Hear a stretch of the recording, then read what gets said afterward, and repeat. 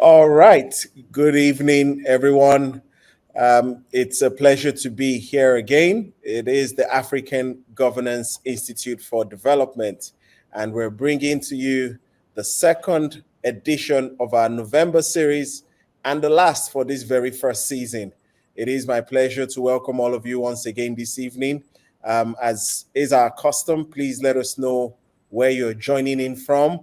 It will be a pleasure. Welcome, Ayobami, Christabel, Onesimus, Okwe, Joshua, Temi Tokwe. Thank you all for joining. It's such a pleasure to see you all again, our regular guests, our regular participants, and we're certainly expecting many others tonight. Tonight is going to be a very, very interesting conversation because we have with us the one FD that is well known, well acclaimed, but to me is he's a real mentor. He's someone that has inspired me a lot and continues to inspire me.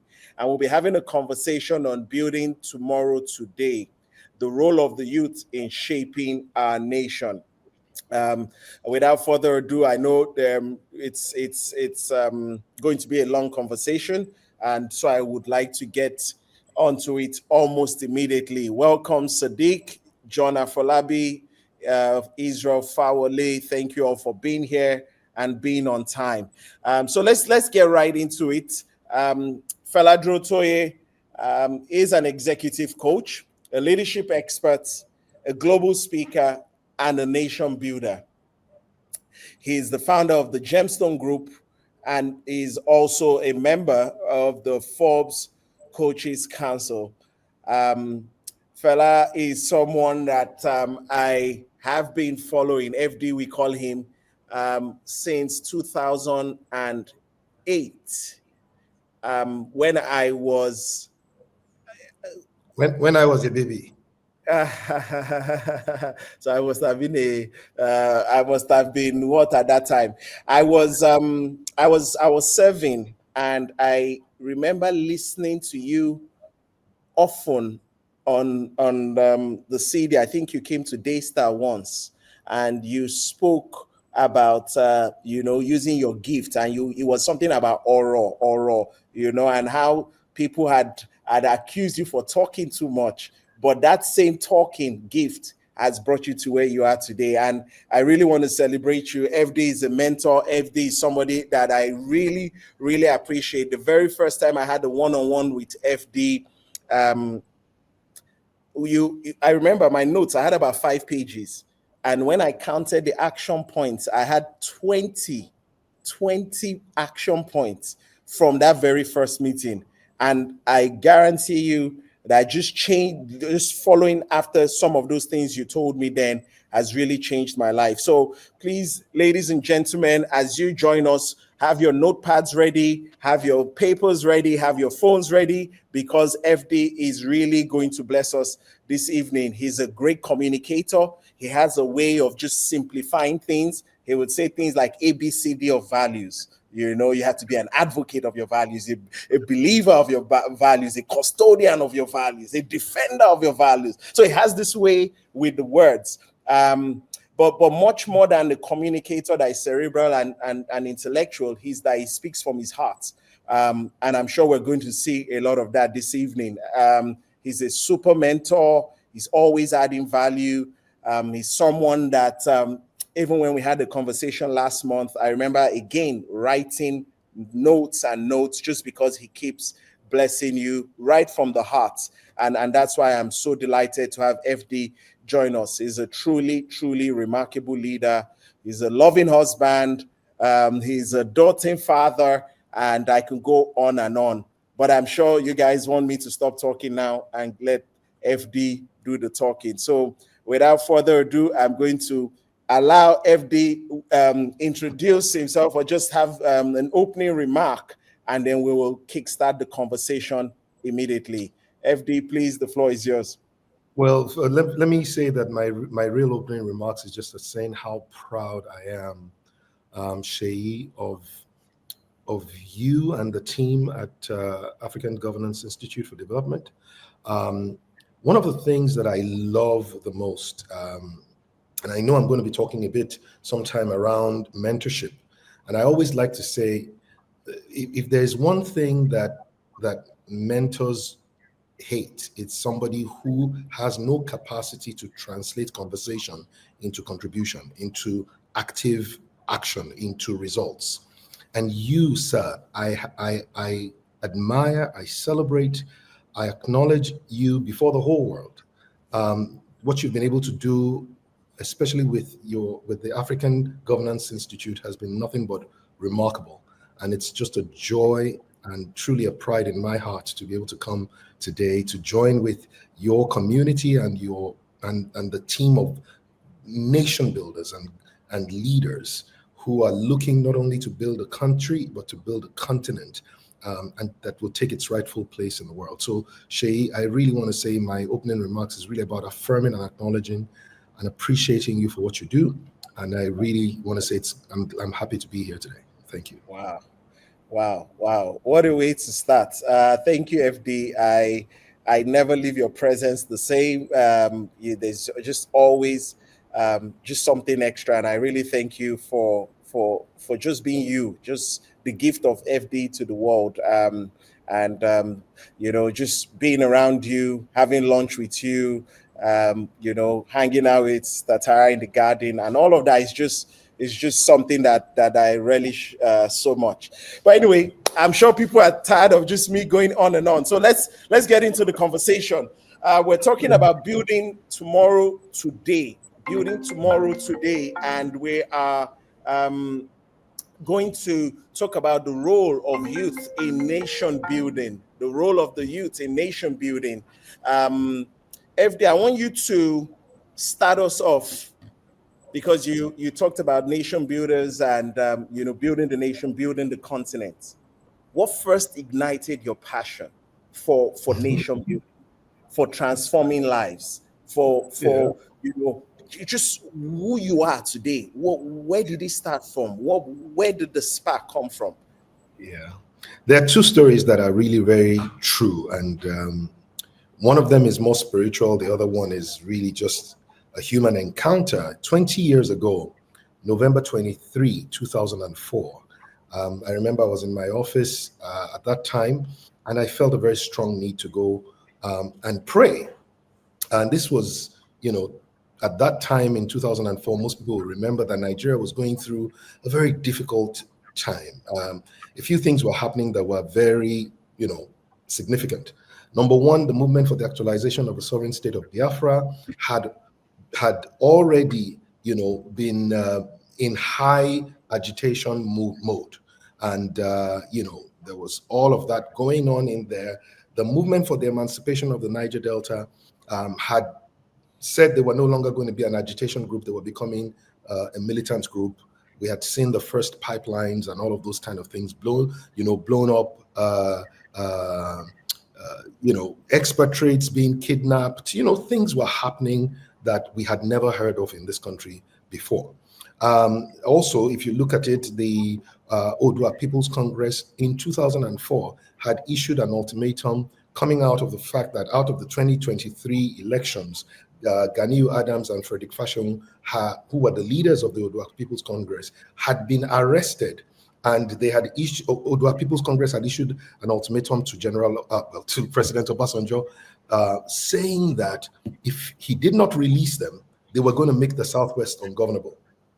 On top of that, the Arawa Consultative Forum too had come together to say, this was into President Obasanjo's second term, if the next president after President Obasanjo, when he finishes in 2007, was not a northerner, that the Nigerian experiment was over. So all of these things were happening now to kind of like crown the whole thing. There was a leaked report by the United States government, which essentially said that within 15 years, Nigeria will become a failed state. And that was estimated by 2019, that Nigeria will be a failed. This was in 2004. And they were already predicting in 2019, Nigeria will be a failed state. It will be ungovernable. It would have broken up into 4 regions. That's what the report said. there will be the Kalabari region that would literally be the south. There will be the Biafra region, which would be the southeast. There will be the Odua region, and then there will be the Arewa region. So basically what they were saying was 4 nations were going to emerge. And this was all from this one report. So at this time when I went up to pray, Nigeria was not in a good place, right? And as I went up to pray, I kind of like was led to look through the second stanza of the national anthem, "O God of creation, direct our noble cause." And as I started looking at that, and I thought, what, the God of creation, there is nobody, everybody, that's a God that unites everybody. It's a God the Muslims would subscribe to. It's a God of creation. The Christians, there's nobody that says that there's a God of, direct our noble cause. It occurred to me a noble cause is a cause that is worth dying for because it will continue to live after you have left. And then it went on, guide our leaders right. If our leaders got good guidance, oh my God, there would nations will be great, companies will be great, families will do well, there will be no broken marriagues, things like that. Help our youth the truth to know. What if our youth knew the truth about who they were? Oh, would you have area boys and all of those kind of things? No, everyone will be preparing for the future that they have and they carry that they must deliver. In love and honesty to grow. If we all grew in love and honesty, there won't be religious wars, there will not be tribal wars, nobody will be kidnapping anybody. Nobody, it was, and living just and true. Oh, what? It occurred to me, every time anyone shows up in front of a judge is because that person feels, at least one of them feels unjustly treated by the other. So if we could all live just and true, there will be no cases in court. Great lofty heights attained. What if we could aspire for greatness rather than just success? What if we could aspire to make impact rather than just income? Oh my God, to build a nation and it occurred to me for the first time that, oh, wow, nations are to be built. I had always expected a nation. I had always expected Nigeria. I had always desired that one day we would have a great nation. It didn't occur to me that inside that second stanza of the national anthem at that time, the master key was there to build a nation. Oh, wow, I missed it. So in a sense, in my mind, it's like, okay, we all know that Nigeria can be one of the greatest nations in the world. We're one of the most blessed anyway. But we now have to understand that nations must be built. And so the idea was, how do we build nations? Well, you have to know the difference between a nation and a country. A country is about land, nation is about people. And nation builders are the people who love their nation, but more importantly, who accept responsibility to build their nation, who believe in the potential of their nation, who are willing to commit and do what they can. And so the idea was, what do we do now? Well, let's go and build the nation builders. Let's go and get Nigerians to begin to know that our nation is great potentially, but for it to become great in experience, we have to build it. That we can't just live in a house that we didn't build. Nobody expects to do that. But we have to build the nation that we want. That was where the first journey of my encounter into nation building is. And last week, Saturday, 23rd of November, was 20 years since I've been on the journey of building the people that build the nation. So that's one of the first most important things that happened that got me conscious about the nation, got me on the path of nation building, raising nation builders, and we've been doing the little that we can to make that happen. Amazing. FD, your name has, for me anyway, has almost become synonymous with nation building. I hear nation building and FD comes to mind almost immediately. Nation builder, of course. Well, when I started talking about nation building then, it seemed like a completely strange concept. Because I would introduce myself, I would say, yes, my name is Fela Durotoye. I am an executive coach. I am a leadership consultant. I'm a management leader. And I would say, and I'm a nation builder. And people would say, what was that? Well, what's nation builder? What do you mean?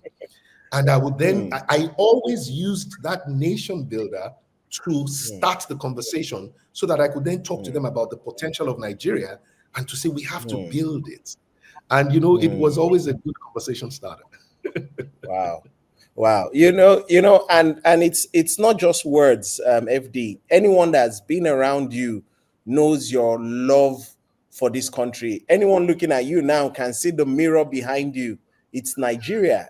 I mean, you even go as far as putting a mirror that has the shape of Nigeria. And that's how passionate. Some things people can just, oh, I love Nigeria, I love Nigeria. But the very actions they take tells us that's not true. And Mm. you have just epitomized that spirit of Nigeria. And it's really remarkable and inspiring. And I I must want to quickly talk mention about, though, that that yes. mirror was a gift from Pastor Kingsley Okonkwo in 2005, I think it was. Wow. Right, and that's Mm, far. So this mirror in 2005. So this mirror is 19 years old in my home. And what happened was that I'd gone to speak for him at David Christian Center, and they sent mm, a gentleman by the name of Femi Alawode to come and ask me that what can they give me that will make, and Femi Alawode came with a mirror, and I said, you make mirrors? He mm, says yes. I said, can you make a mm, mirror of Nigeria? And he said, mm, wow. I said, yeah. And so what then happened was, since that time, when people come to my mm, house, and especially when they come and complain about Nigeria, what I typically do is I'll say to them, look, I can tell you that I know where the problem of Nigeria is. They'll say, hey, where? I say, come with me. And then I'll bring them in front of the problem. I say, can you look in the mirror? And they was like, FD, why you, FD, you have stepped to me. I said, okay, wait. I can also tell you where the solution to Nigeria's problem is. They say, where? I say, right in the mm. same mirror. The same mirror that Wow. carries the problem of Nigeria is the one that carries the solution to Nigeria's Wow. problem. So, and it's just been, it's so one day I've given this mirror gift to the then former President Obasanjo, and it was also Mm, very interesting that even when there was a time, and some people may remember that President Obasanjo's sitting room was engulfed with flames, and mm, and he said there were only two things that did not burn. There was an image, a cross that was given to him by one of the African presidents, right? It was a mm, wooden cross given to him, and he said this mirror, these were the only two things in his sitting room that did not burn. wow. Everything else burnt to the ashes. And he said to Wow. me, the cross I understand, fella, but that a mirror burn and it will have no smoke on it. He said, this is Mm, not a normal mirror. So so that's an mm. interesting. A very interesting story. Very interesting story. Particularly coming from former president of Nigeria. And what you said is it's so profound, looking in the mirror and thinking the problem is out there, but really, maybe it's with us. Maybe it's with us. And every time I think about you, I remember the Mushi makeover project you did, and how you from what maybe many would have thought isn't their problem, or is government's business, and then you take it up. I think we have a video. Let's have the video play now. Um, From Can where we we have the knew video for the what Mushi was makeover? wrong to where we started to alter what was wrong to seem I right. had the privilege of working with Fela from 2005 till about 2010. He's a mentor, he's been my boss. He's a leader that I incredibly believe in. He's someone who I've had the privilege of knowing perhaps for about 13 years. One of the things that I love about him the most is the fact that this man truly loves Nigeria. This is someone I've known who's been walking the talk since 2004, all without even aspiring for a position. I can remember the Mushi Makeover project. I remember how it started. I think we're driving from training one of those days, and we happened to pass through Mushing, trying to beat traffic, and Fela happened to remark one day, and he said, imagine the quality of life we would be able to give people in Mushing if we're able to just touch up their homes a bit and just, paints the freeway and paints the bus stops, and it would increase, their values in their hearts and make them excited. And he was talking about this, and I'm like, dude, we're consultants. That's none of our business. Let's mind our business. But it became an obsession. He started talking about it and kept talking about it. And I saw little by little how the idea began to get bigger. So he approached some of the residents, I think the associations of landlords and stuff, and said, we would like to come, purely voluntary, to paint as many houses as you give us permission to at no cost, you know. And most people didn't agree because they thought it was a scam. We were met with immediate opposition. We went to literally many of the houses and spoke to the landlords. Ultimately, we got approval from about 296 owners to paint their homes. And most people didn't think that we'd do it. They just thought, people are just coming. They just coming to help us and say they will do, they won't do, you know. And Fela goes on Facebook and says, listen guys, let's paint Mushin. And he came up with an acronym, I hope I can remember, Making Unique Stars and Heroes in Nigeria, Mushin. And he put it out there and said, we have an opportunity to make a difference in the lives of people. Let's go to Mushin on a Saturday to just, let's paint Mushin. Bring a bucket of paint, bring a brush, bring your paint. That's all you need. And on that day, I literally saw slightly over 2,000 volunteers who came out on Mushin Makeover. Area boys, police officers, celebrities. We had Banky W there, Sound Sultan, even Wizkid back in the day, joined together to paint 296 houses, an entire median strip, bus stops, and they did it for free. And I looked at what was happening that day and I said, man, this is how one day we will build Nigeria, where everyone is going to grab a brush, everybody's going to bring their own paint, everybody's going to do what they're doing. This is awesome. This is great. This is great. Awesome. Look at the transformation. This is how Nigeria is going to be transformed. Just like that. Everyone had a sense of achievement. We all had a sense of fulfillment. People were buying water, they were buying food for each other. It was such an amazing moment to see someone who had one vision about something that did not concern him, who should have been minding his business. But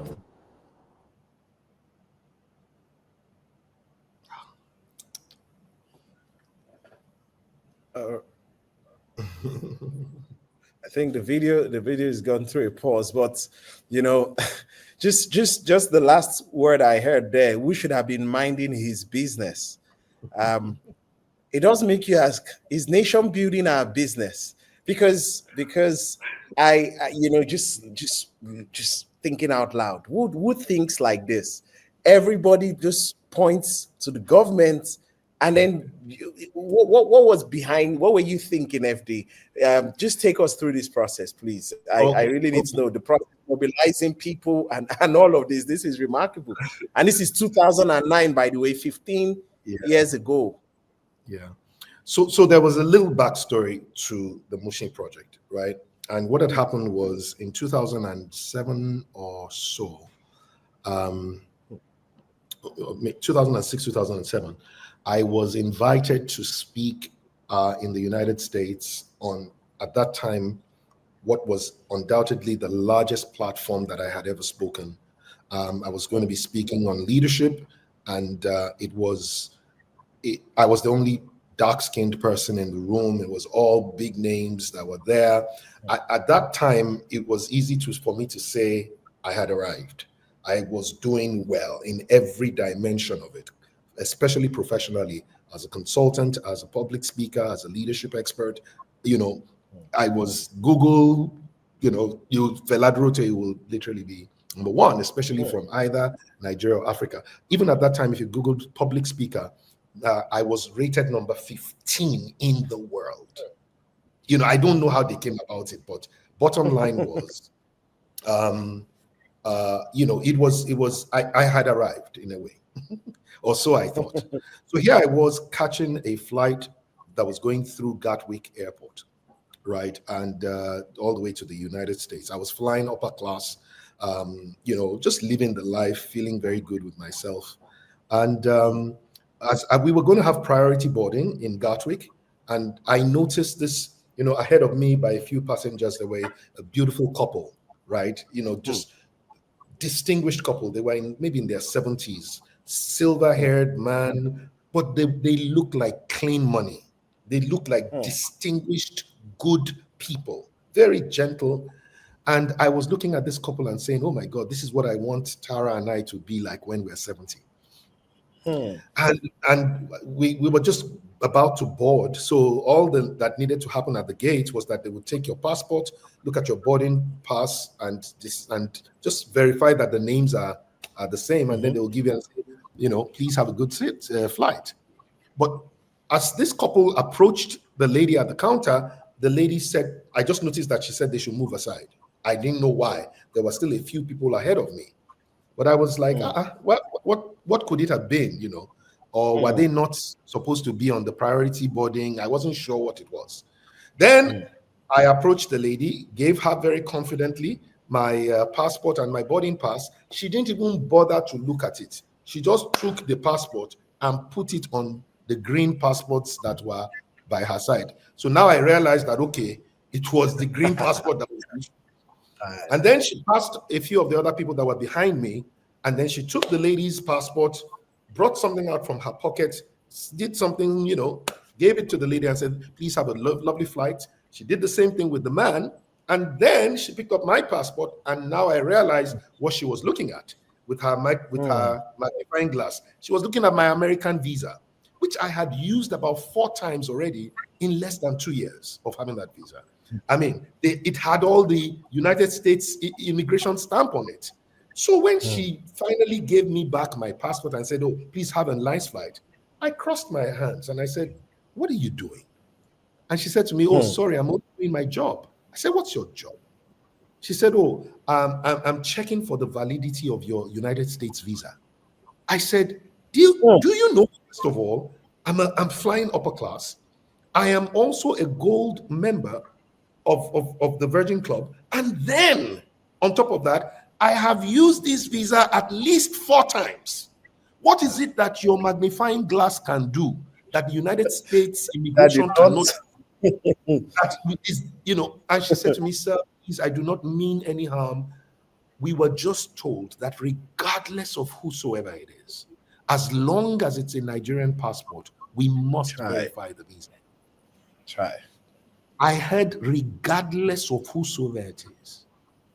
The thing, then you say something pained me to the core of my bone.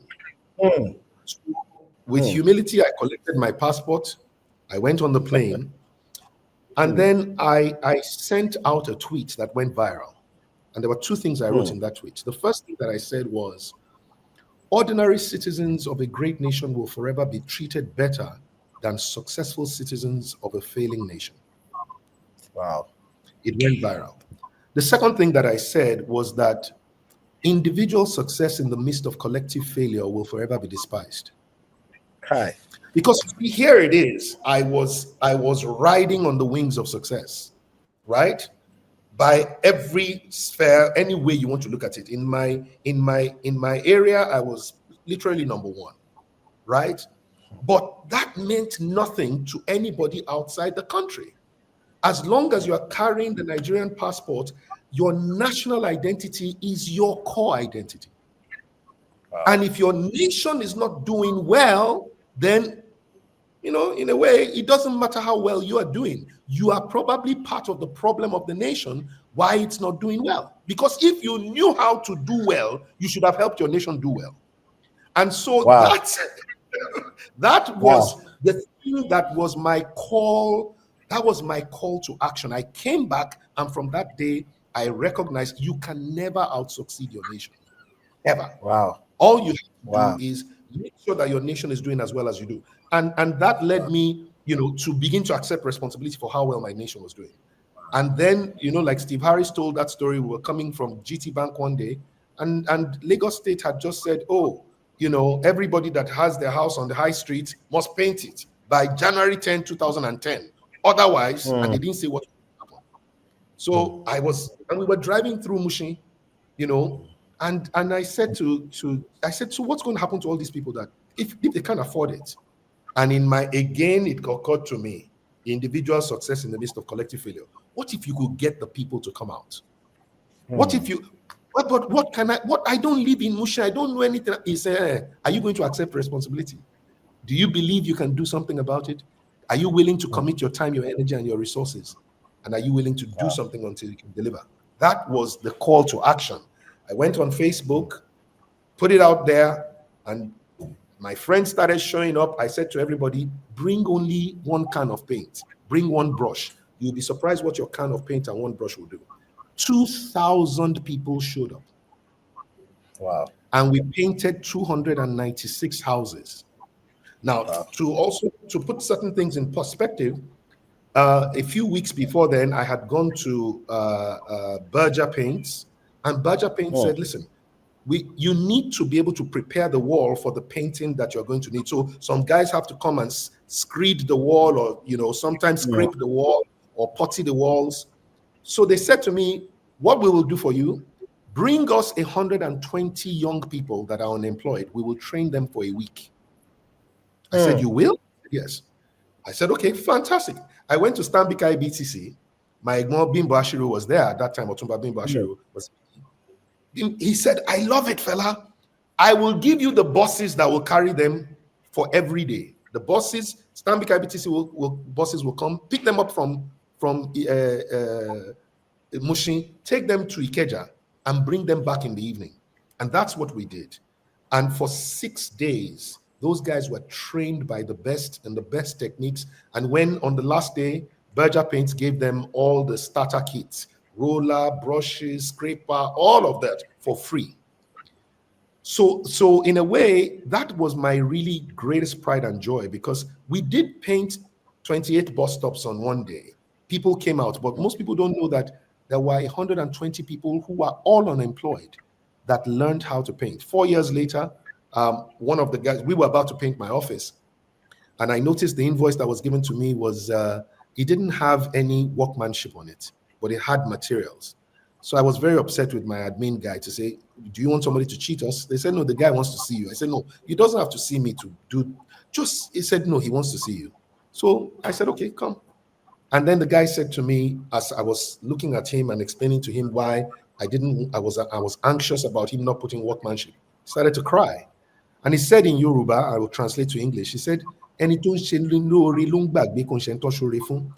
the one who does good to others and forgets, not the one to whom good has been done.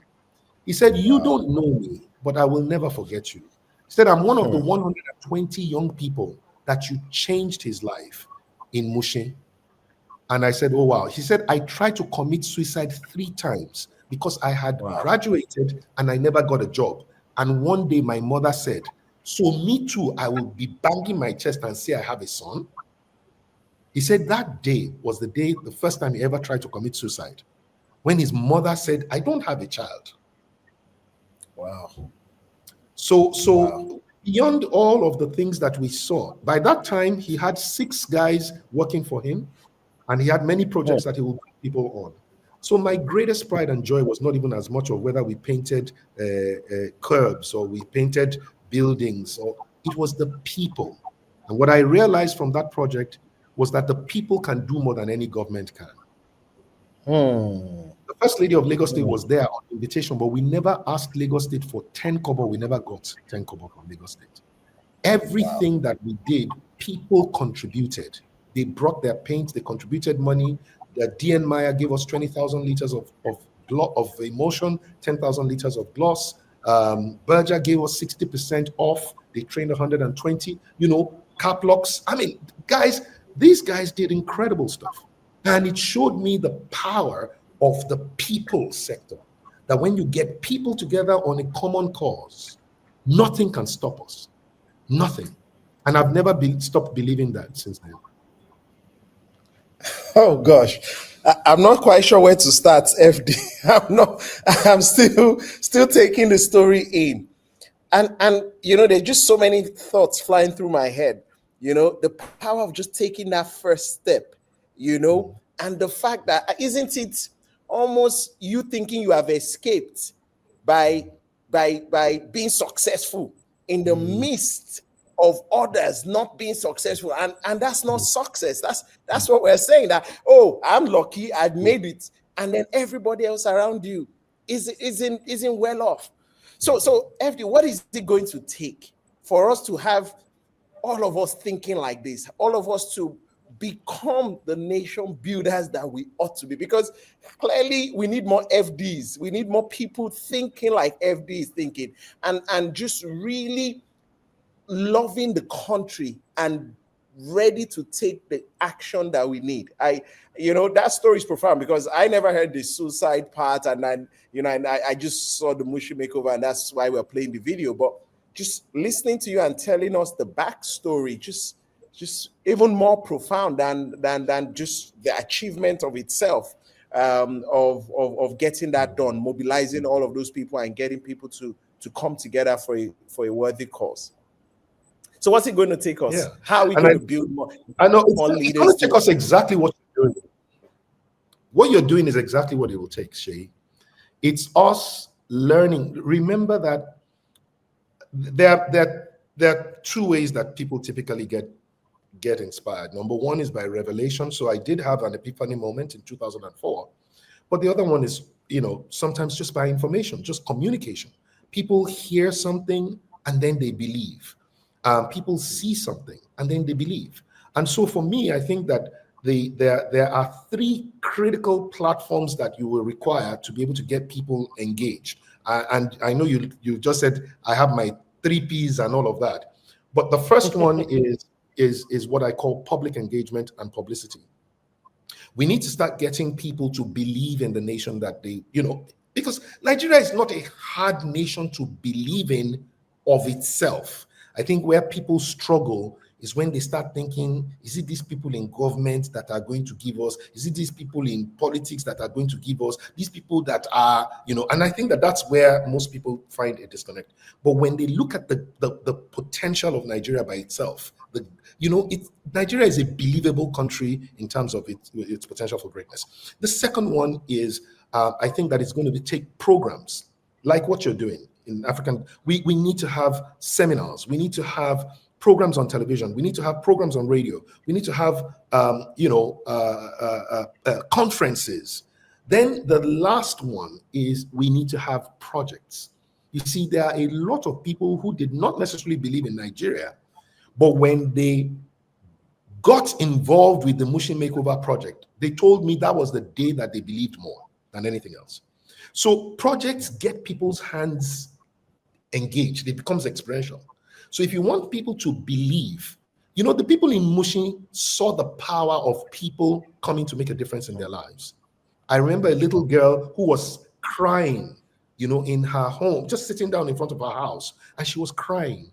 And everybody was so happy. So I was confused. Why is this little girl crying? And nobody seemed to have taken note of her. So I went to go and meet her, and I bent down beside her. And I said, "My dear, why are you crying?" And she said, now I can invite my friends to my house. I said, "You can invite your friends?" She said, yes. Before my house was ugly, and I didn't want anybody to come to my house. Now I can invite my friends. And I just burst into tears. Now, that little child can believe in the potential of a nation because people came and did what her father couldn't do. To her, those people were the government. There is no, do you understand? So projects are very powerful. If we all could find a project that we can connect with, that connects deeply with our passion, with our hearts, that just touches a few lives, that's how we get it done.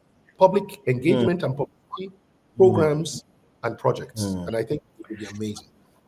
That's just really amazing indeed. I'm seeing some questions in the chat box, and they're asking, so what's the role of government? What's the role of leadership in nation building? So if the people are the ones doing all of this, so why do we have government? What's the role of government? In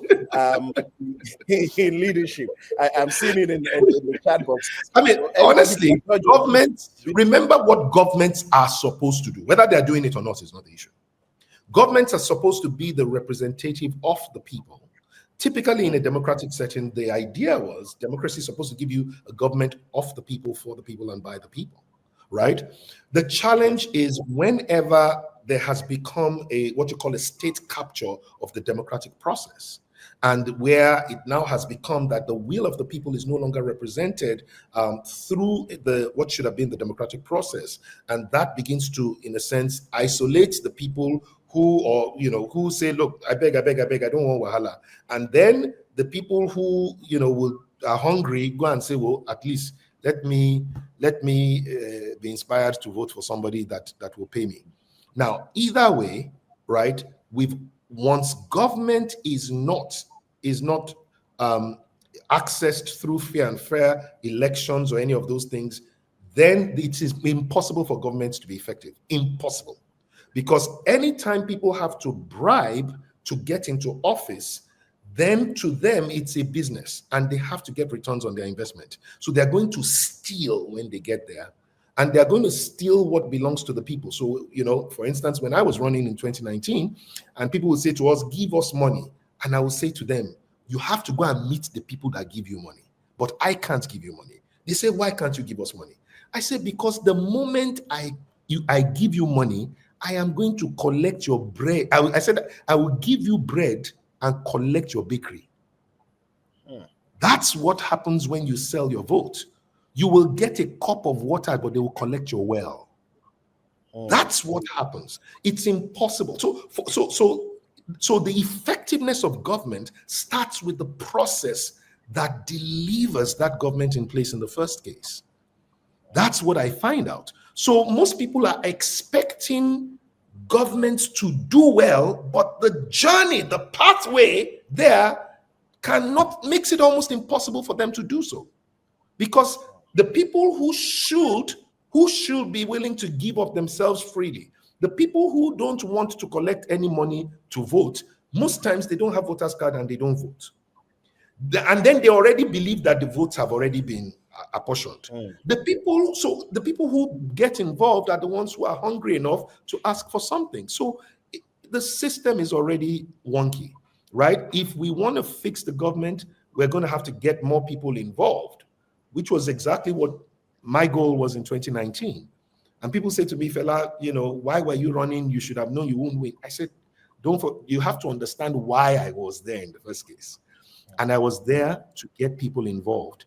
And therefore, my measure of winning, I remember one of my guys in one of the strategy meetings said to us, FD, you are not willing to do the things that will help you to win. We need to go and raise the money that we will use to give people. And I said, you don't belong in this room. He said, why? I'm just being practical, sir. I said, no, you don't belong in this room. If you are telling me that we have to go and raise the money to buy votes, then you have no clue what I'm doing. And I thought that I had explained it to you. He said, okay, please explain it to me. I said, my job is to get the people who typically are not involved, to get them involved.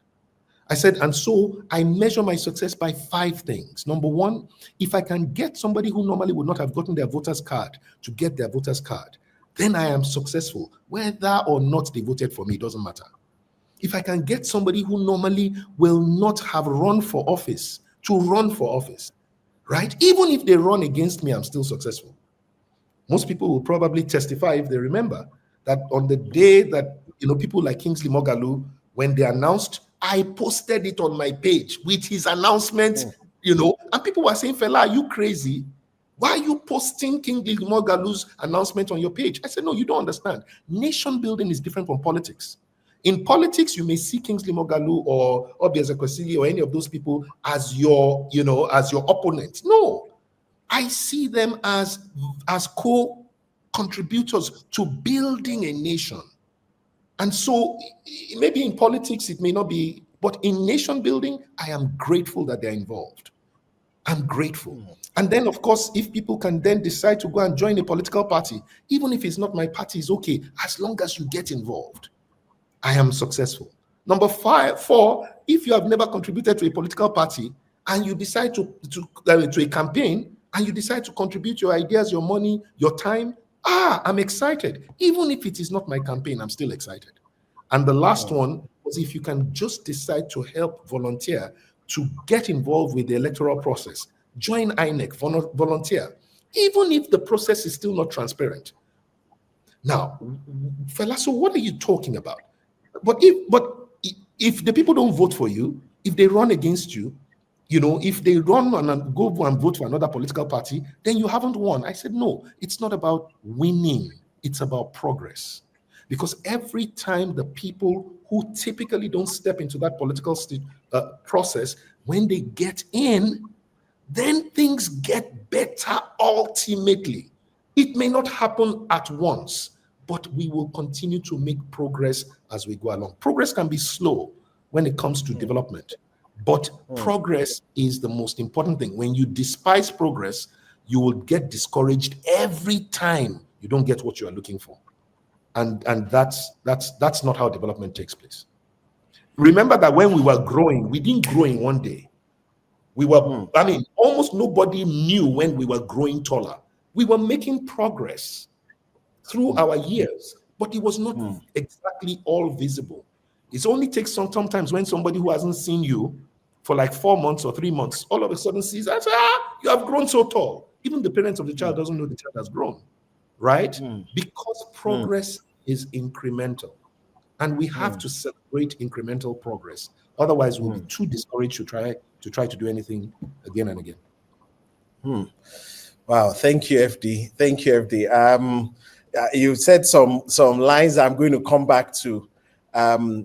But this one you said earlier, I wrote it down, I'm still taking it in. It says the people can do more than any government can. I think there's a video we want to play, and that just really amplifies this this point. Let's play the video of the power of the people. And I read a book once. It says we are the government, by Dr. Samadeyemi. But let's quickly play that video.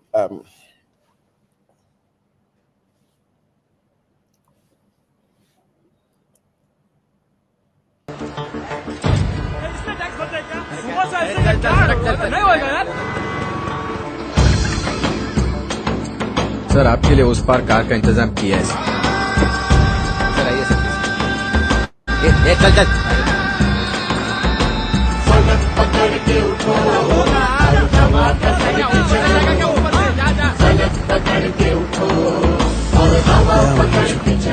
I hate this country. तुम चलो तो हिंदुस्तान चले तुम चलो तो हिंदुस्तान चले तुम चलो तो हिंदुस्तान चले तुम चलो तो हिंदुस्तान चले लगा हाथ के सूरज सुबह निकाला करे हथेलियों में भरे धूप और उछाला करे ओ लगा हाथ के सूरज सुबह निकाला करे हथेलियों में भरे धूप और उछाला करे उफक पे पाँव रखो और चलो अकड़ के चलो उफक पे पाँव रखो और चलो पकड़ के चलो फलक पकड़ के उठो और हवा पकड़ के चलो फलक पकड़ के उठो और हवा पकड़ के चलो तुम चलो तो हिंदुस्तान चले तुम चलो तो हिंदुस्तान चले हिंदुस्तान चले चलो All right, thank you. Those policemen, I'm sure people will interpret them as the government, but I think we're talking about this, the role of the youth in shaping the role of the youth in shaping our nation. FD, please. I don't think you could have played any better video, honestly. And I'll tell you something about that particular video. The first time I ever saw that video was in 2005. And that video, I'm sure that I have showed it to over 2 million people since that time. I'm positive. And it was a video that literally changed my world of thinking, my understanding of leadership. Because like everybody else, I used to always think that leadership was the Oga at the top. And what struck me, Sheyi, was that I used to always wonder if Everybody talks about, oh, what is Nigeria's problem or what is Africa's problem? And they always say it's leadership, it's leadership, it's leadership. I grew up hearing Nigeria's problem, Africa's problem is leadership. And at one point in time, I started saying to myself, I don't understand. How can something be a problem for decades? How is it possible that we will not have found the solution if we can identify the problem as leadership? And I love it because, you know, when John Maxwell says everything rises and falls on leadership, I realized it to be true. But the is, where is leadership? Now, when you looked at that video, I'm sure everybody will agree where leadership was found. Leadership was found in that one young boy, not in the people that were trying to collect contracts to move the tree, not in the people that were in uniform, that were sleeping away and not caring what was happening. But the boy stood in the gap when the need for a leader showed up. Now, what we can first of all learn is what leadership is not about. That leadership is not about age. That leadership is not about title. That leadership is not about appointment or election. That leadership is not about gender. Leadership, it could have been anybody. It could have been anybody that showed up or that boy showed up. It's not about strength. Leadership is not about knowing how to solve the problem.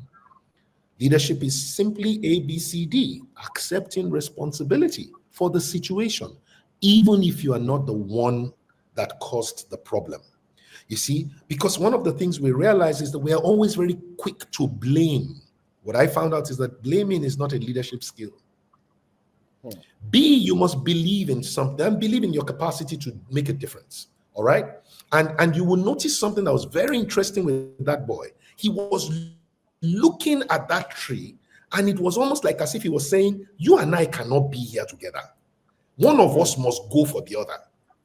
You know, he believed in himself, and then he put his hand, he committed. The first commitment was he took off the bag.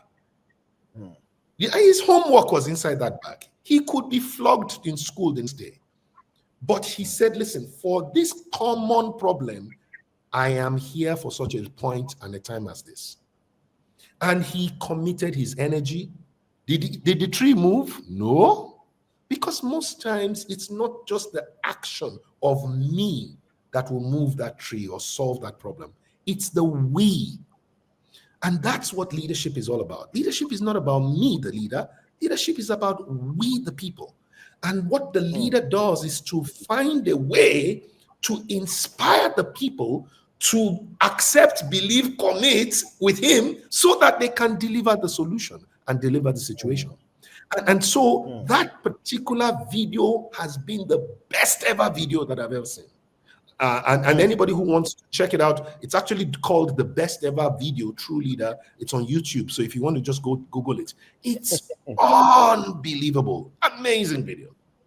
But it also speaks to the fact that the people moved the tree when they came together, and they didn't have to wait for government to issue a contract to bring to try and get a forklifter to come. Listen, many of the things that we can fix roads. It's our roads anyway. We can clear the gutters. We are the ones that are going to suffer when the gutters are not cleared. We can do things that government cannot do. There are 22 million children out of school, right? 22 million children. That's what UN says. I believe that there are much more. We've been talking about these 22. Are there up to 22 million Nigerians that can afford to say, whether they're in Nigeria or out of Nigeria, that I can take a child and pay that child's school fees? Yes. Why are they not doing it? Because I'm not government. That's what government is supposed to do. But guess what? When those children come and they scratch your car in traffic, government is not going to pay to fix it. And in any case, if you are not even involved in the political process, you are not voting, then you don't have a voice. So what I find is that most Nigerians, and I would say not just Nigerians, but young people across Africa, we have become content taking the place of crying, criticizing, and complaining. Unfortunately, I'm not sure if anybody has noticed, those things don't make things better. What I have found is when you have constructive contributions and people start having conversations that are about how can we fix it.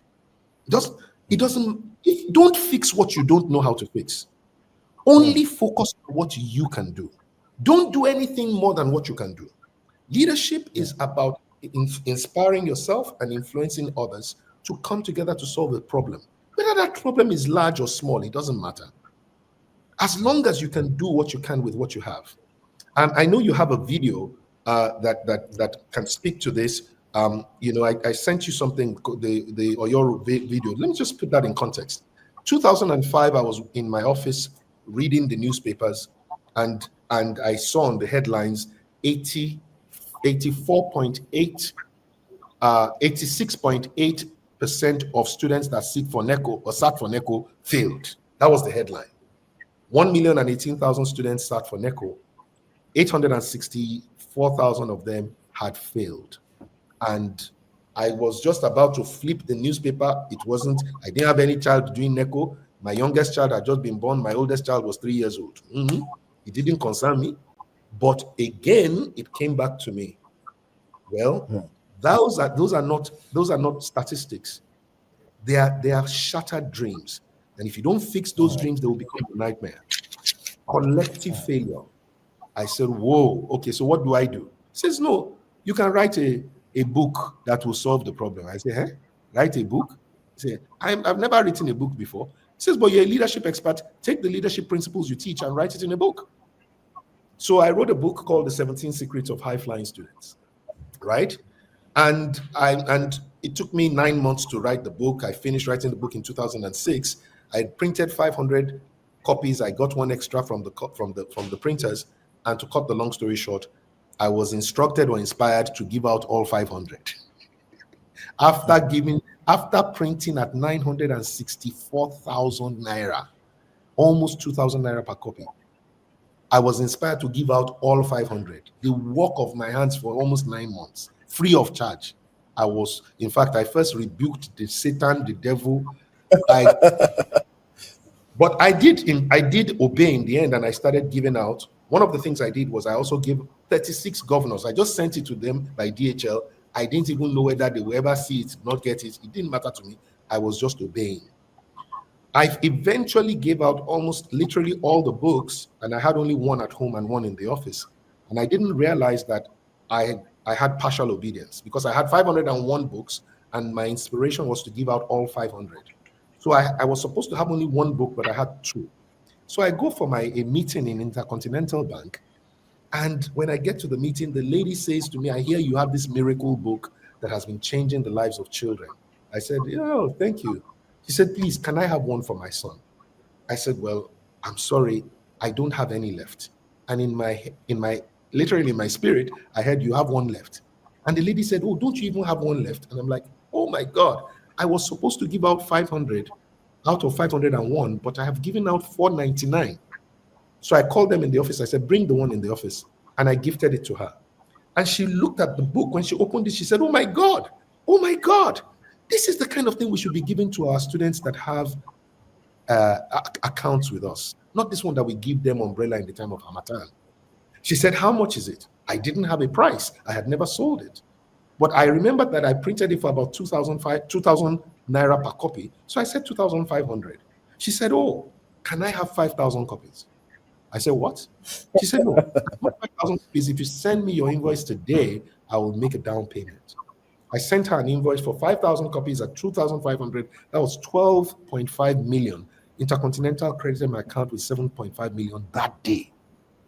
I was like, wow. Before the next morning, the PA to the MD of Fidelity Bank called me and said, oh, Oga said that book you gave to him has done amazing things. He wants 1,000 copies. Before 12 o'clock, they paid 2.5 million into my account. Then I got a call from Guarantee Trust Bank. Guarantee Trust Bank bought 2,000 copies. All of this, there's no book on ground, though.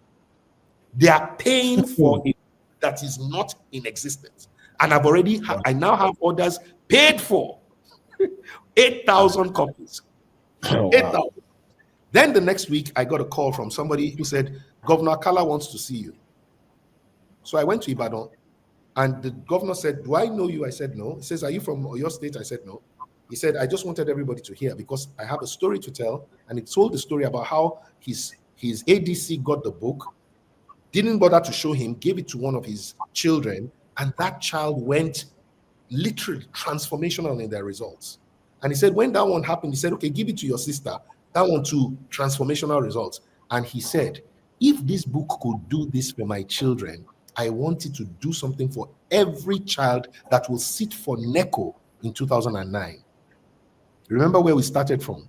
2005 NECO, 2008 NECO now. And they bought 48,150 copies.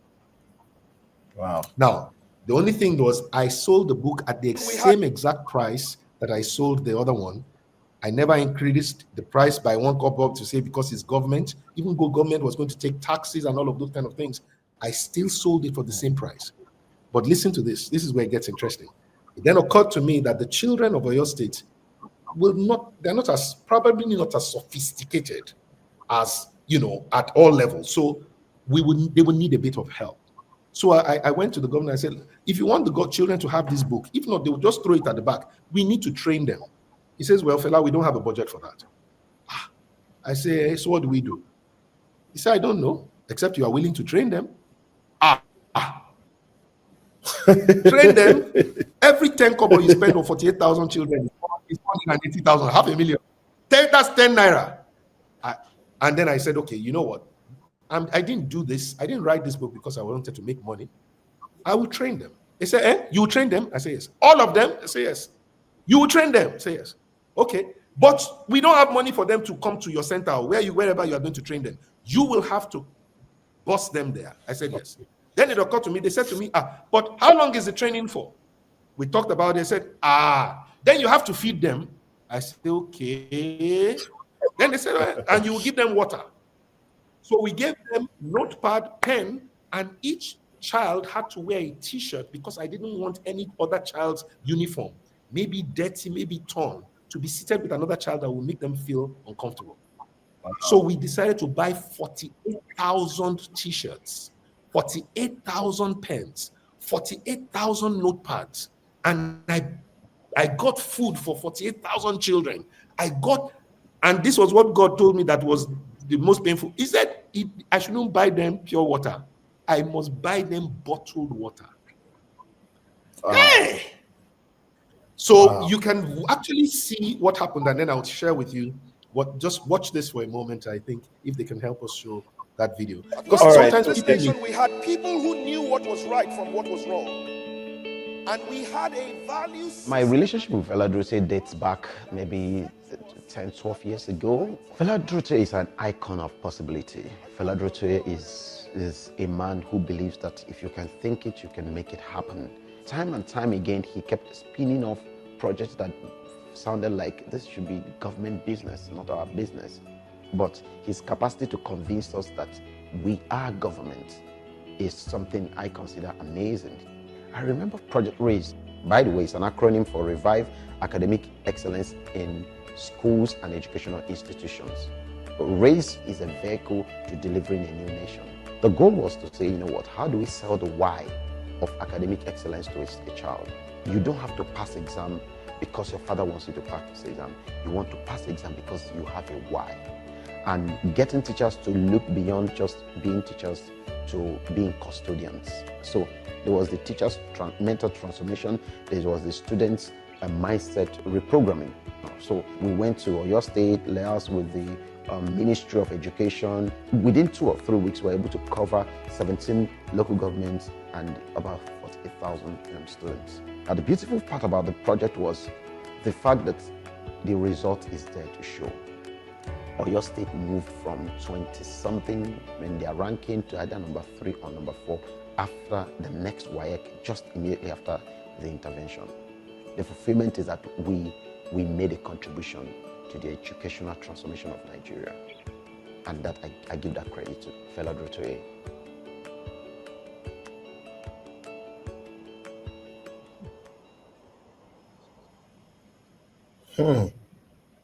If I can just quickly throw something in before we finish,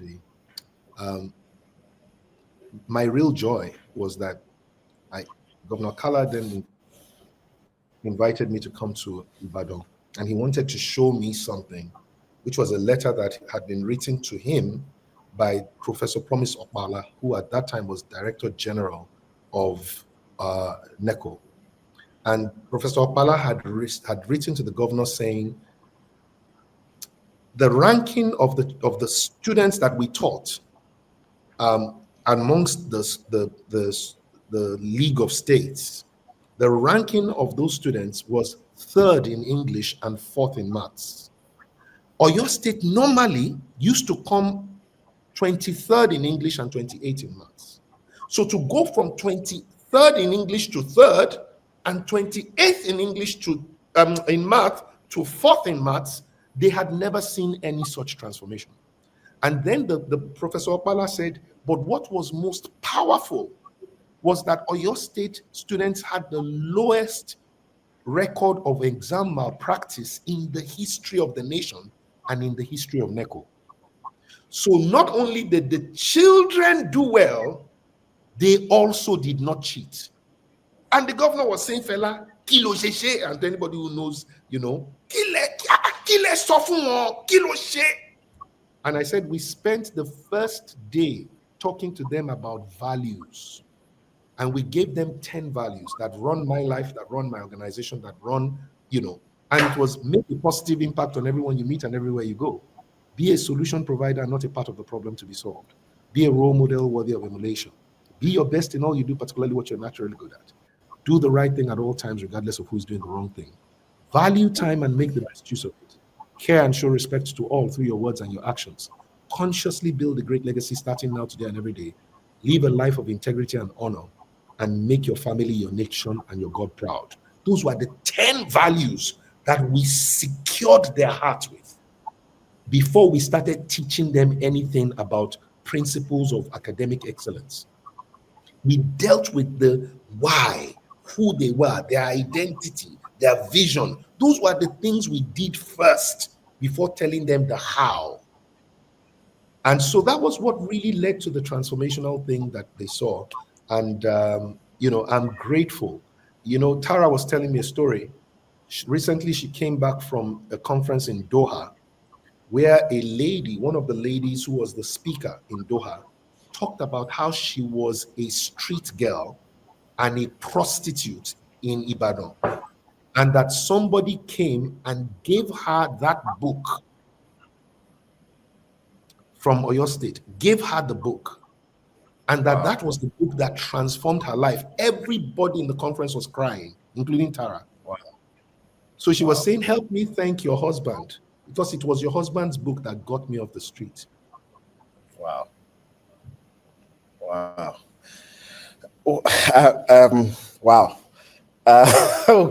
Okay. So this is deep. This is profound, and this is why we have FD on the call tonight. I just looked at the clock, and we've gone over an hour. And so I really do feel, as is our custom, we should open the floor for questions. Definitely, with FD, you just want to spend more and more time, because he's always giving of himself, always speaking right from the heart. So we're just going to take a few questions. We'll queue them up now, and then we'll just take it from there. Obviously, I have a lot more questions, but I really want the audience to also get a chance to ask some questions. All right, so can we have the first question?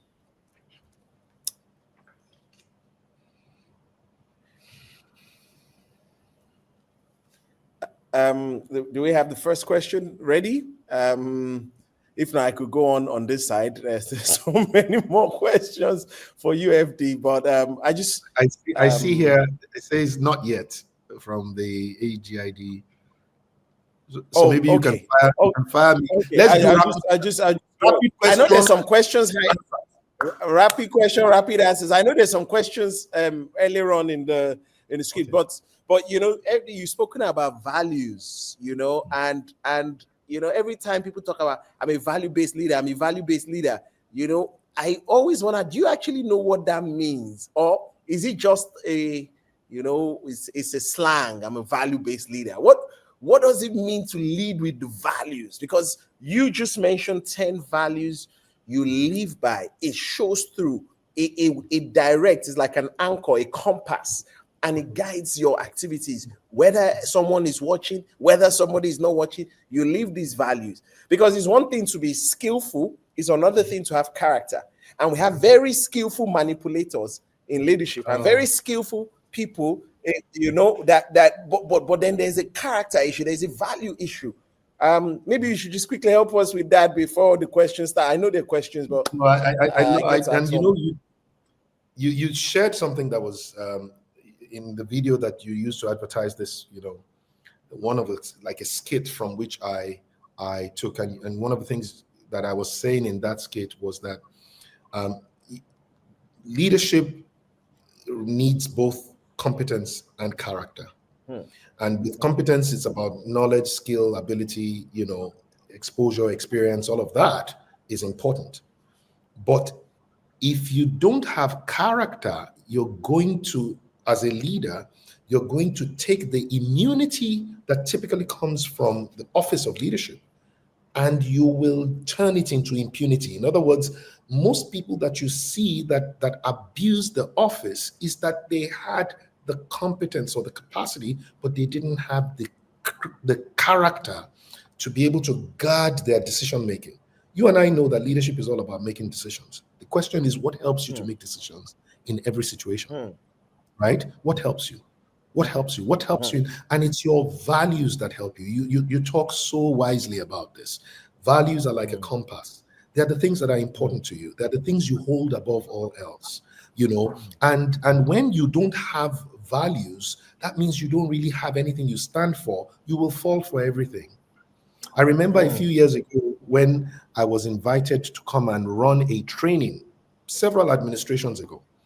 I was invited to come and run a training for the government in 774 local governments, and they said we needed somebody who was an expert in ethical leadership, was known or renowned to be an expert, but somebody who had the capacity to run these 774 local governments in 10 weeks, meaning we would need to have almost 70, you can imagine that. 100 centers. Wow. Sorry, they wanted me to do it in 8 weeks. So we needed to have 100 centers, which meant that we will run one training in one local government Monday, Tuesday, then we move to another local government Wednesday, Thursday. We will take Friday off and then Sunday off.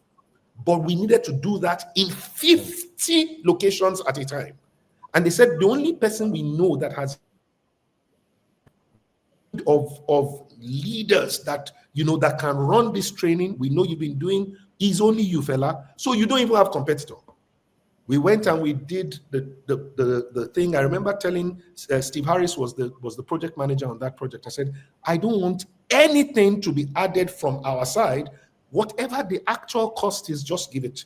But charge for the facilitators, but the company is not going to collect anything. He said, FDY. I said, it's our contribution to it's our contribution to nation building. He said, okay. So they did the whole thing. It came to 1.3 billion at that time. But that was with all the bags, printing material, all the things that we were going to do. So, we submitted it. 2 days later, the gentleman called me and said, Fela, congratulations. I said, okay. He says, oh, it's amazing. He said, but, we were having a meeting and they said, how can this kind of project cost 1 And the guy said, I know Fela, he won't put anything for himself. And I said, no, I didn't. He said, I said it. He won't put anything for himself. He'll be saying that he's doing it for Nigeria, But Fela, let me tell you, Nigeria too, it's time for Nigeria to take care of you. I said, He said, yes. He said, so we have decided on our own accord that we are going to give you the project for 2 billion. He said, but the only thing that you will help us do is when you send the invoice, please send it in for 5 billion. I said, I'm sorry? He said, no, they have said we will take care of you, but you help us write the thing in. I said, I don't understand. He said, is it not English I'm speaking? I said, no, I don't understand. He said, what's the problem? I said, what's the name of the program you want us to run again? He said, Exactly. he said ethical leadership. I said, so how do we go and train on ethical leadership when we have already compromised at he said, Fela, leave that thing, leave that thing. See, Fela, if you don't do it, these people, they will go and get somebody that doesn't know the work to do it. It's better that is you, not these people. We need that 3 billion to just settle things and settle matters. I said, well, I'm sorry, I can't do it. He said, please, Fela, we have not called anybody else to do this. You have to help us. I said, no, I'm sorry. I switched off my phone. I gave my phone to Tara. For 3 days, my phone was switched off. You know what happened? This was in December of that year. They were about to close the budget. The next year, around March, I was reading the papers and I saw EFCC arrests 5 in presidency for a scam on ethical leadership project.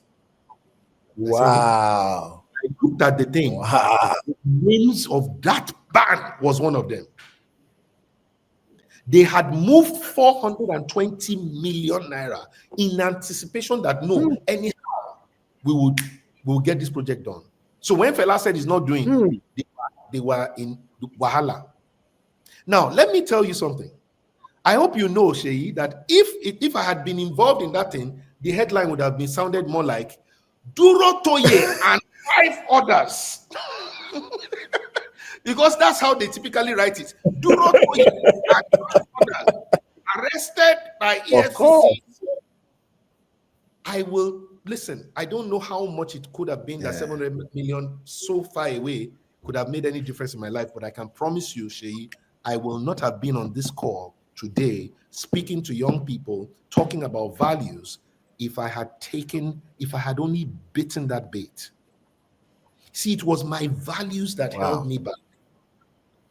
Now, you understand? The question, I always tell people, I say, you want to know what your values are? Your values are what? You know, the cost of a human being is at what price point will what is wrong become right to you? Or at least become all right. Something that you said, no, I can't do that. What offer you have to make to you that will get you to say, well, actually, anyway, that is the place at which you sold your values. Your values have to be invaluable. So for me, that's the power of values, because leadership comes with power and authority. And if you don't, and many times immunity, if you don't have the right values, you would abuse the office. So for me, I think that value is so critical for leadership. Wow. That is profound. And values guide you, they guard you, and your name, like you said, Durotoye will be the first and 5 others. And once the name is gone, it's like, oh gosh. That's it. All right. Let's get the questions going. All right. FD, do you want to take it, or should I? So Chidi says, you've mentioned state capture and bribery by public officials as path to winning elections. With corruption so prevalent in Nigeria, what is the way out from it from your experience? Please share any insights or additions beyond the already mentioned publicity programs, conferences, projects. Okay, very well. So let me say, it's important that we even understand that just looking at the numbers, you'll be alarmed. And I want to particularly raise, let me see if I can get the one, what time does permit me. So let me give you certain statistics that will help you understand where I'm going with that answer, Chidi. In 2019, I'm not sure about 2023, but let me say 2019, there were 84 million registered voters. 84 million registered voters.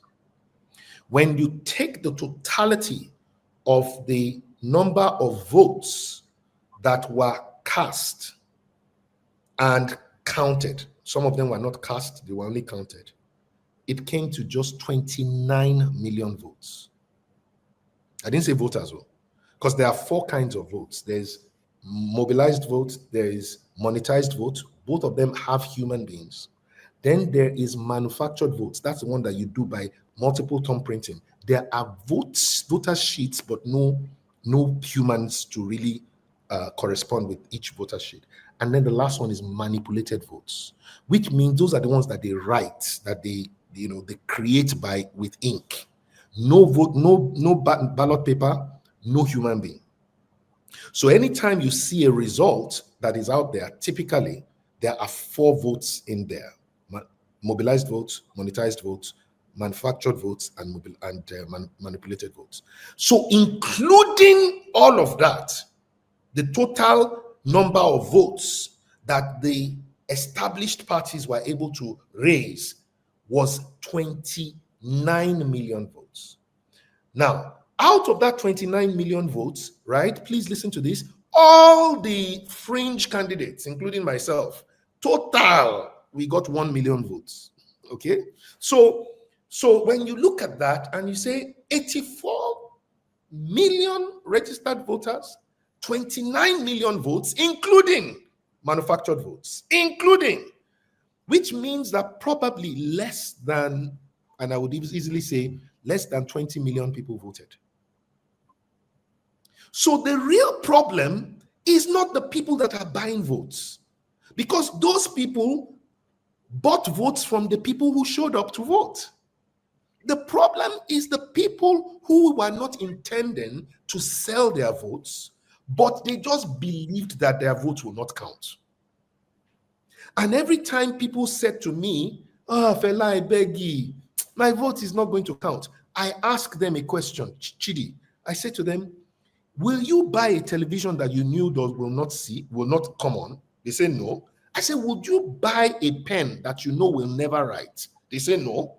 I say, "Would you buy," and I use a few other examples. I say, "So why then do you think that politicians buy votes if they know votes don't count?"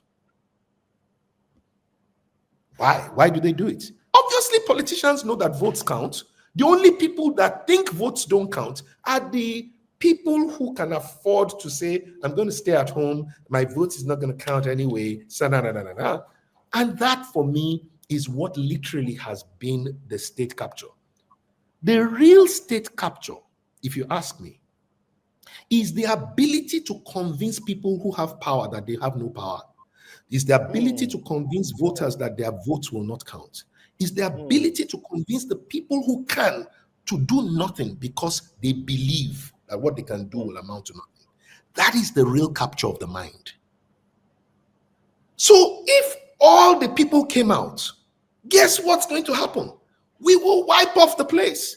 Case in point, local government council elections in 2021. It was won by a gentleman called Honorable Said Bankole, right? Honorable Said Bankole won in 2021 Etiosa local government. Etiosa local government has about 293,000 registered voters. 293,000. And yet, Honorable Said Bankole won, remember, mobilized, monetized, manufactured, and manipulated votes, won with 16,000 votes. Not that he had 16,000 votes more, his total number of votes was 16,000. Now, how do you explain that? Well, when I went to vote in VGC here on the day of elections, I went there around 12:30. Not one single car was there. Not one single car. I came out, went to the place where we normally vote in VGC. I saw a few people there. I said, "Please, the INEC people didn't come today." They said, "We are here." I said, "You are here?" They say, "Yes." I said, "Where are the people?" They said, "Nobody is coming." Nobody came. I went, got my wife from the car. We came back. We went to vote. It's on my social media account. We went to vote. My ballot paper was number 4 in the ballot box because you can see through transparency. Only 3 people in the whole of VGC. VGC has over 6,800 registered voters. And guess what? My ballot paper at 12:30 was only number 4. So you realize that the capture is the capture of the mind. That's what the political actors have captured. gotten the people who can do something to believe they can do nothing. And guess what? One of the ways that they do it is every time one person rises that believes he can do something, they attack him. So if a fella decides to go and do something, they'll say, come on there. What are you doing there? You have become one. And then they will try and discourage him.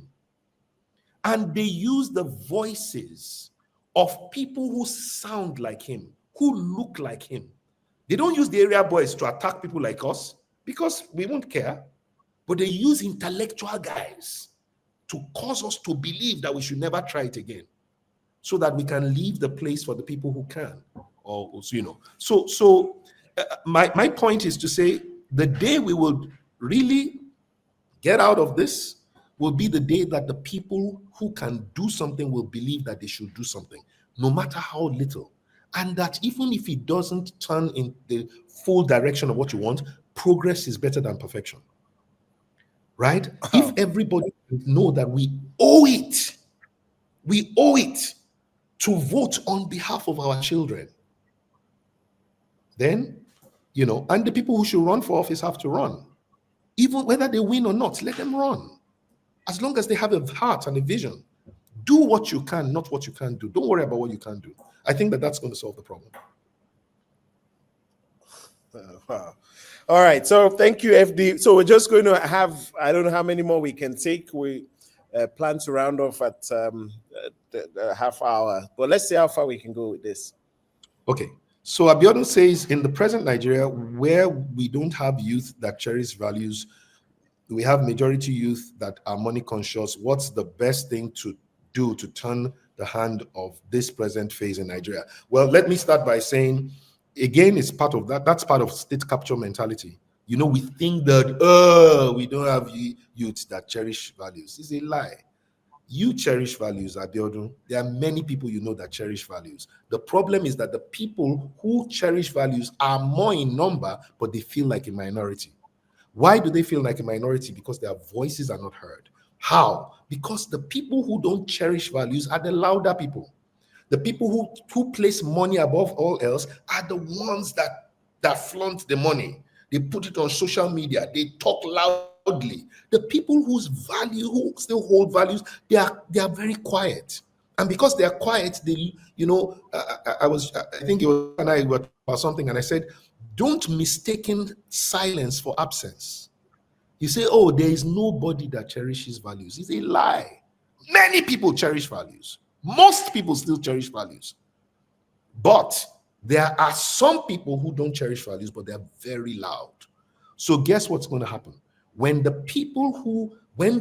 values, we become confident enough to start talking about values, and we start telling people that if you believe in these values, come out and let us all stand together and let's believe in what we do and let's go and make a difference. That's when you will be surprised. How many people would have believed that people would have flooded Mushin? When I wanted to go to Mushin, they told me I was insane. That, do you know Mushin? There are 3 area boys groups. One of them is for ACN at that time. Another one is for PDP. The third one is for SAIL. If you go to Mushin, they will beat all of you. Story. Area boys were painting. There is an illusion that we have about this present Nigeria. There are nobody that loves values. It's a lie. The people who cherish values, who are raised well, they are there, but they don't have a platform that aggregates them. They don't know where to go to be like, so that they can find community. They don't have. And that's what we need to start thinking. How do we create a platform that creates the community for people who want to share certain values? I think that's really what we need to do, Abiodun. Wow. Right. What you said now, there was a point I heard when I went to Oxford. A professor was saying there's always 10% doing evil, 10% doing good, and 80% in the middle, ready to swing either way.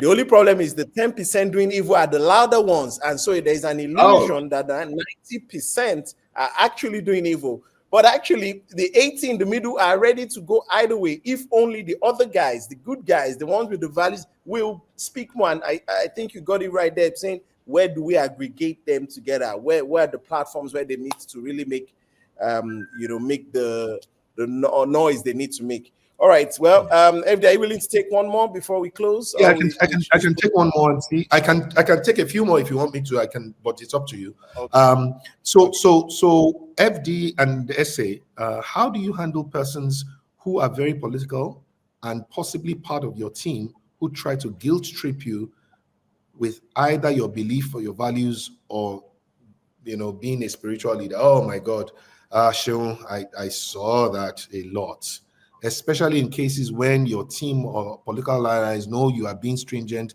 or insist on what's right, as well as taking proactive action, which they could have at least expected when they think you've been quiet or easygoing with whatever they intend doing. Okay, let me take the essence of what I heard in that thing. How do you deal with the people who are trying to manipulate you, using, and I think I gave you an example, a practical example. Somebody on my team who said, look, FD, we're either here to win or we are here to waste our time. The guy said in front of a strategy meeting filled with people. He said, if we're really serious about this, we should know, got to play the game the way they play it. And I said, if I play the game the way they play it, then I'm not supposed to be here, because the people who are already playing the game are playing it. So in a sense, your values have to speak louder than any doubt or any doubter that tries to guilt trip you. There were people who said to me, oh, Fela, you have joined the politicians. You have joined the politicians. And, again, you say to yourself, we've come to a time when I think, I call it a season of the arrogance of the ignorant, or what I call the arrogance of ignorance, where three things happen to the people who, in this generation of the arrogance of the ignorance. Number one is that they believe that whatever they don't understand is foolish. They don't necessarily think that maybe they are the ones who need to get learning or get understanding, but if I don't understand it, it must be foolish. Number two, they believe that everything that they see, they have the right of commentary, even if it is not sent at them, meant for them, but they feel like I have to say something, even if I don't understand it. And I think the last and the most important one is that they really feel like I have the right to insult you if I don't understand you, that I can cast aspersions on you. And what most times they don't realize is that everything they are saying is a reflection of who they are, not who they are talking about. So if somebody feels like I can never go into government without stealing, they will say anybody that goes into government is going there to steal. They are so convinced. They don't realize that that statement is a reflection of themselves and their values and their perspective, but they think they are commenting about the person that there is. And I call it the arrogance of the ignorant, right? And we are in a time when arrogant voices are loud. Somebody who has one following or one follower on social media can go to the page of another person that has 500,000 and make a comment, and it will be vicious, and the comment will have many likes. We are in the viral generation. And I know most people forget that the word viral comes from virus. And there is a virus that is running where people are, it's like our operating system is not firing well. And so the computer is malfunctioning, but it thinks that it's doing well. People who can do things are not doing anything and complaining and criticizing and crying, but they just are not asking themselves, why am I not doing well? Why are we not making progress? Why are we not, so I would say that you have to be, and I think Sheyi said these things as I bring this to a close, you have to be a true advocate for what you believe. In other words, you have to be able to stand for what you believe. Number two, you have to be a believer in your values and a behavior of your values. Number three, you have to be a true custodian of your values. You have to protect your values. And number four, you have to be a defender of your values. If you can't defend your values, then once your values come under attack, you will cave in. And the reality of it is that your values are trusting you to stand for them. And I think that's the most important thing I want to leave you When anybody attacks you, remember, if you are going to fall, fall on your values, or fall so that your values will catch you. Remember why you are doing what you do. When the people who come to tell you that your how can't work, remember your why. My why was different from the why of the gentleman who was trying to come and tell us to do things during our campaign that were against my values. I even want to just drop this. You know, when I was when I was going to run for office and I had decided that we were going to do this, I called my 3 sons and I said to them, I want to make you a covenant, not just a promise. I said, and they said, okay, what is it? I said, the first one is that I make a covenant with you that I will never do anything that violates our family values, right? Such that I will have, if I do anything, I said to them, I will never do anything I don't want you guys to hear, and I will never do anything that if you guys heard it, you'll be disappointed. I promise you I won't do that. They said, okay, Daddy. I said, the third thing is that I am going to make sure that on the night of the election, I am able to sleep well. So I'm not going to compromise anything that will cause me to not sleep well. Something that I will be thinking that, hey, maybe it can come out, maybe it can unearth. I said, I will not say anything and I will not do anything that you guys don't expect me to say or do. This was the promise I made to my children. So when people say Fela is not serious, he's not even abusing Dembuari, he's not, they forget my audience were my kids. If I abused anybody, I was telling my children it's okay for you to abuse others. Our values say care and show respect to all through your words and your action. How am I going to do that? After campaign, what will happen? How am I going to come back and look at my children if they abuse somebody else and I want to hold them accountable? If I had already done it because it was campaign and I'm doing it because. And so even when my own teammates were saying to us, Fela, you have to be vicious on government. You have to you have to say things that will go viral. I said, I'm sorry. There's coming a day after elections. And on that day, I want to be able to look back and say, not one of my values did I. If Nigerians don't want somebody with my values, it's okay. But I will not lose my values because of Nigerians. So stand for your values. Wow. Oh my gosh. This has been all shades of amazing. And FD, I really must thank you. You know, what is interesting is as you spoke, as you usually do, you speak so much from the heart that it's, I mean, I understand head knowledge, but there's more than head knowledge. And that's why it's so, you know, just profound.